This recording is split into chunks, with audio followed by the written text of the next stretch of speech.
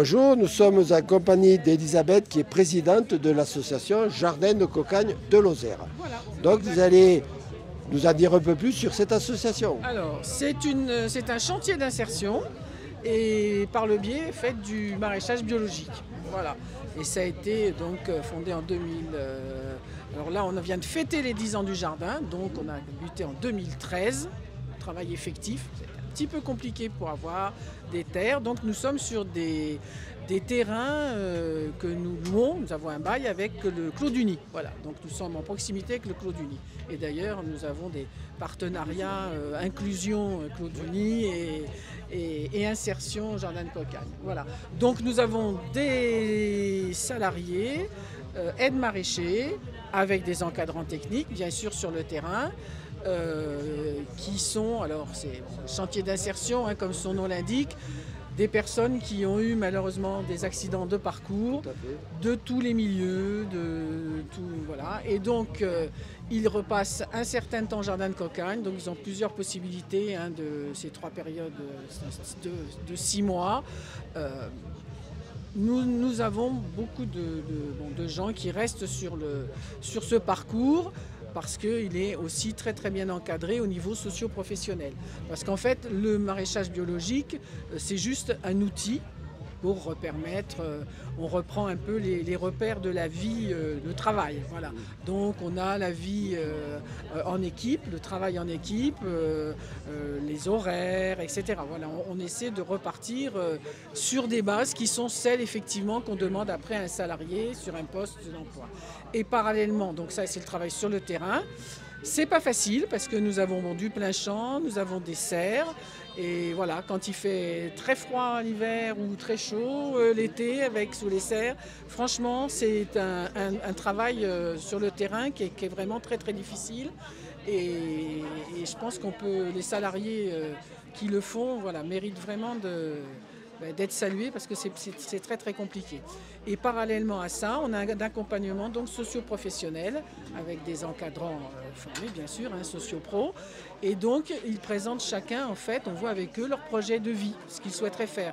Alors il y en a, ça peut être, bon, le moment on se ressource un petit peu avant de prendre un nouvel élan. Ça peut être quelqu'un qui souhaite passer un permis de conduire pour pouvoir avoir une meilleure accession à la mobilité et repartir après sur un travail quelconque. Ou alors avoir un projet de vie, c'est-à-dire reprendre un petit peu ce qu'on faisait ou alors complètement changer de vie. Voilà. Et donc nous on les accompagne. Ils sont accompagnés donc sur la recherche. Toutes les recherches qui peuvent servir à réaliser ce projet et évidemment bon, le soutien psychologique tout au long parce que c'est très très important, le soutien psychologique tout au long de leur parcours. Voilà. Nous sommes assez contents parce que nous avons quand même un bon tour de réussite et c'est vrai que depuis un certain temps, on commence un petit peu à prendre notre place en Lozère, enfin sur le bassin Marvejolet, mais il y a beaucoup de gens aussi qui viennent de Mende d'ailleurs. On en a même eu de Mervès, enfin voilà, c'est très éclectique. On a des entreprises vraiment qui jouent le jeu et on peut avoir des stages et des stages qui souvent ont vu soit déboucher sur une autre formation, soit un CDD, soit un CDI. Et voilà, on a des entreprises sur le territoire qui commencent à nous connaître et qui acceptent volontiers d'avoir des stagiaires. Comme en général, ça se passe bien, on espère qu'on va pouvoir continuer à progresser dans cette voie et à ouvrir d'autres pistes. Voilà. Ces explications, on s'aperçoit que vous avez un large éventail d'activités.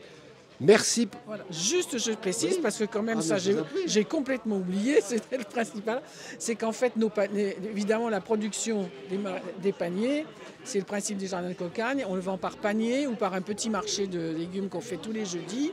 Et évidemment, c'est grâce aux consommateurs.